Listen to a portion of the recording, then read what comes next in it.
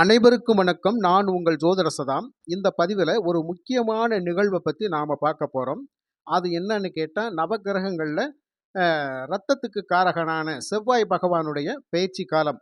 இந்த பெயர்ச்சி காலம் 45 நாட்கள் ஒரு ராசியில் இருக்கின்ற பொழுது, மற்ற ராசிக்காரவங்களுக்கெல்லாம் அது என்னென்ன மாரியான சுப பலன்களை தரும், என்ன அசுப பலன்களை தரும் அப்படிங்கிறத பத்தி இந்த பதிவுல நாம பார்க்க போறோம்.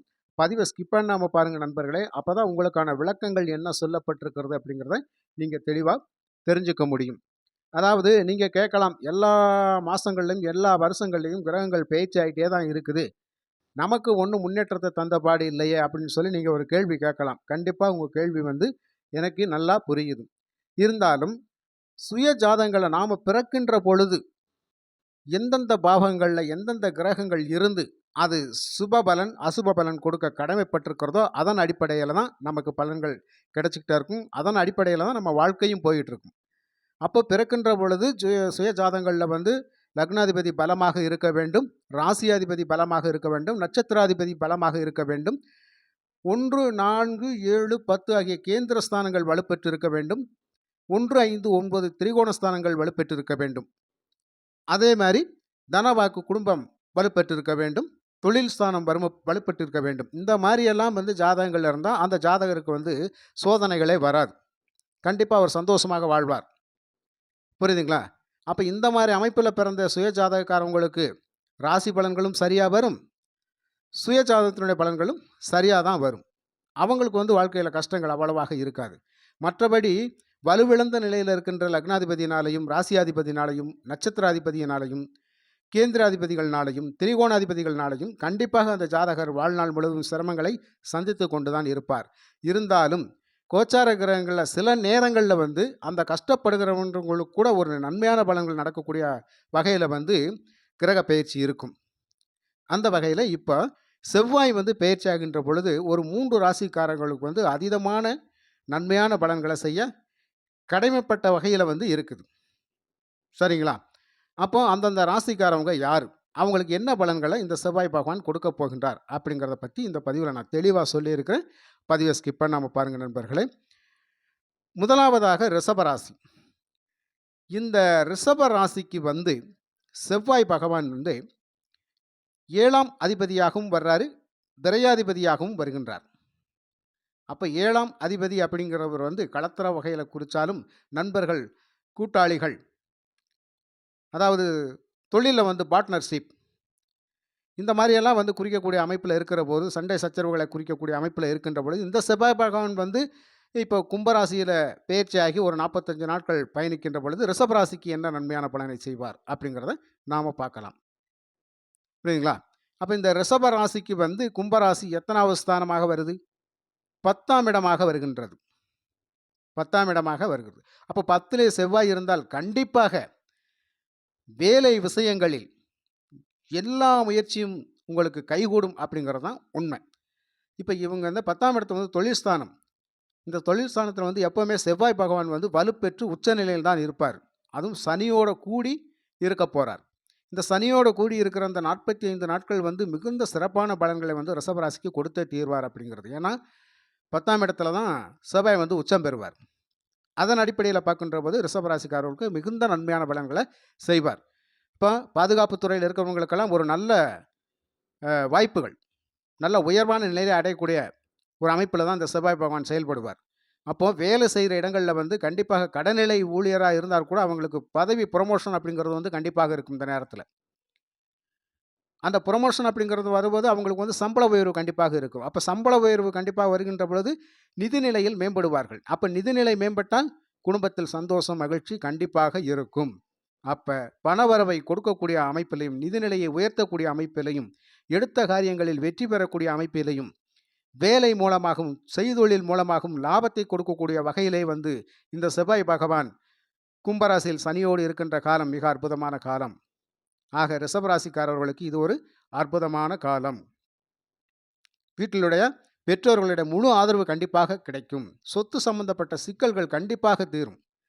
ஏன்னா செவ்வாய் அசையாத சொத்துக்களை குறிக்கின்றவர், அதாவது நிலம்பலன்களை குறிக்கக்கூடியவர். அப்போ இவர் வந்து இந்த இடத்துல இருக்கும்போது நிலம் சம்பந்தப்பட்ட வழக்குகள் கண்டிப்பாக தீரும். பிரச்சனைகள் இருந்தால் கண்டிப்பாக தீரும். அதில வெற்றி வாய்ப்பை ஏற்படுத்தி குடுப்பார். நீண்ட நாட்களாக ஒரு வீடு கட்டணும், இடம் வாங்கணும் அப்படின்னு நினைக்கிறவங்கள கண்டிப்பாக வந்து இது ஒரு நல்ல ஏற்றமான காலம் தான். இந்த நேரங்கள்ல நீங்க தாராளமா முயற்சி செய்யலாம். புரியுதுங்களா? அப்ப ரிஷப ராசிக்காரவங்கள பொறுத்தமட்டில இந்த செவ்வாய் வந்து ஒரு 45 நாட்கள், அதாவது வந்து ஏப்ரல் மாசம் 22ஆம் தேதி வரைக்கும் இருப்பார். இந்த காலகட்டம் வந்து மிக அற்புதமாக இருக்கும் அப்படிங்கிறது உண்மையாக சொல்லப்பட்ட ஒன்று. அதனால உங்களுடைய பிரச்சனைகள் எதுவாக இருந்தாலும் அது தீர்க்கப்படும். பணவரவு திருப்தி தரும். நிதிநிலையில் நல்ல முன்னேற்றம் இருக்கும். எடுத்த காரியங்கள் வெற்றி பெறும். வேலை செய்யும் இடங்களில் உங்களுக்கு மதிப்பு, மரியாதை உயர்வாக இருக்கும். பதவி உயர்வு கண்டிப்பாக கிடைக்கும். புரியுதுங்களா? அப்ப ரிஷப ராசிக்கு 100% ஓகே. அடுத்ததாக விருச்சக ராசிய நம்ம பார்க்கலாம். இந்த விருச்சக ராசிக்காரவங்களுக்கு பொதுவாவே இப்ப செவ்வாய் வந்து சாதகமான சூழ்நிலையில தான் இத போய் கும்பராசியில இருக்க போறார். அப்ப விருச்சக ராசிக்கு கும்பராசி 4ஆம் இடம். அப்ப 4ஆம் இடம் அப்படிங்கிறது வந்து வீடு, வண்டி, வாகனம், மனை சம்பந்தப்பட்ட இத குறிக்கக்கூடிய இடத்துல இருக்கக்கூடியதுனால, கண்டிப்பாக சிறந்த பலன்களையே தருவார். எப்படிங்க? இப்ப ரொம்ப நாளா வந்து ஒரு நிலம் வாங்கணும் அப்படின்னு நினைச்சுட்டு இருக்கவங்களுக்கு இப்ப கைகூடக்கூடிய நேரம். வீடு கட்ட அஸ்திவாரம் போடக்கூடிய நேரம். அதுக்கான பிளான்களை எல்லாம் வெற்றிகரமாக செய்து முடிக்கக்கூடிய நேரம். அப்ப திட்டங்கள் நிறைவேறக்கூடிய நேரம். அப்ப குடும்பத்தில சந்தோஷம், மகிழ்ச்சி அப்படிங்கிறது வந்து விருச்சிக ராசிக்காரவங்களுக்கு கண்டிப்பாக இருக்கும். பண முதலீடுகள் உங்களுக்கு வெகு சிறப்பை தரும். முன்னேற்றத்திற்கு அடித்தளம் போட்டு கொடுக்கும். புரியுதுங்களா? அப்ப குடும்பத்தில சந்தோஷம், மகிழ்ச்சி கண்டிப்பாக இருக்கும் அப்படிங்கிறது உறுதியாக சொல்லப்பட்ட ஒன்று. இதுவும் அதே மாரி தான். சொத்து சம்பந்தப்பட்ட சிக்கல்கள் பொதுவாவே வந்து செவ்வாய் வந்து நிலகாரகன் அல்லவா? அப்ப நிலம் சம்பந்தப்பட்ட சொத்துக்கள்ல ஏதேனும் வில்லங்கங்கள் இருந்தால் கண்டிப்பாக தீர்த்து வைத்து, அதில வெற்றி அடையக்கூடிய வாய்ப்பை நமக்கு உருவாக்கி தருவார். புரியுதுங்களா? அப்ப வியாபாரம் செய்யக்கூடிய அமைப்பில நல்ல லாபத்தை தருவாரு. சுயதொழில்ல வந்து ஒரு நல்ல முன்னேற்றத்த தருவாரு. கண்டிப்பாக விருச்சிக ராசிக்காரவங்களுக்கு இந்த செவ்வாய் பகவான் ஏப்ரல் 22 வரை மிக சிறப்பான பலன்களை கொடுக்கக்கூடிய அமைப்பிலே இருப்பாரு. அடுத்ததாக தனுசு ராசிக்காரவங்க. உங்கள் ராசிக்கு செவ்வாய் பகவான் வந்து நல்ல யோகத்தை செய்யக்கூடிய அமைப்பில 3வது வீட்ல இருக்கப் போறார். இந்த 3வது வீட்ல தைரியகாரகனே போய் இருக்கின்ற பொழுது கண்டிப்பாக எதிலும் துணிச்சலாக, மன தைரியத்தோடு, தன்னம்பிக்கையோடு இறங்கி சாதிக்கக்கூடிய ஒரு அமைப்பு உங்களுக்கு கண்டிப்பாக வரும். இப்ப இதுவரைக்கும் சோர்ந்த நிலையில் இருந்தாலும், இனிமேல் பட்டு உங்களுக்கு தைரிய வீரியம் தானாக பிறக்கும். இப்ப எங்கெல்லாம் நீங்க போய் வேலைக்காக முயற்சி பண்ணாம இருந்தீங்களோ, அங்கெல்லாம் நீங்க கண்டிப்பாக வேலைக்காக முயற்சி பண்ணி கண்டிப்பாக நல்லதொரு வேலையை அடைந்தே தீர்வீர்கள் அப்படிங்கிறது உறுதியாக சொல்லப்பட்ட ஒன்று. அதேமாரி இது வந்து சிறுதூர பயணங்கள் மூலமாக கண்டிப்பாக உங்களுக்கு லாபங்கள் இருக்கும். இளைய சகோதரர் வழியில உங்களுக்கு நல்ல லாபம் இருக்கும். அவங்க வந்து உதவிகரமா இருப்பாங்க. புரியுதுங்களா? அப்ப இதே மாரி உங்களுக்கும் நிதி நிலையில ஒரு நல்ல முன்னேற்றம் இருக்கும். பணவரவு வந்து திருப்திகரமா இருக்கும். எந்த குறையும் இருக்காது. தொழில்ல வந்து ரொம்ப முன்னேற்றமான காலமாக இருக்கும்.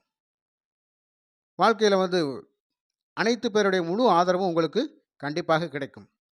புரியுதுங்களா? அப்ப தனுசு ராசியை பொறுத்தமட்டில செவ்வாய் 3ஆம் இடத்துல இருக்கின்ற பொழுது தைரியம், வீரியம் தானாக வரும்.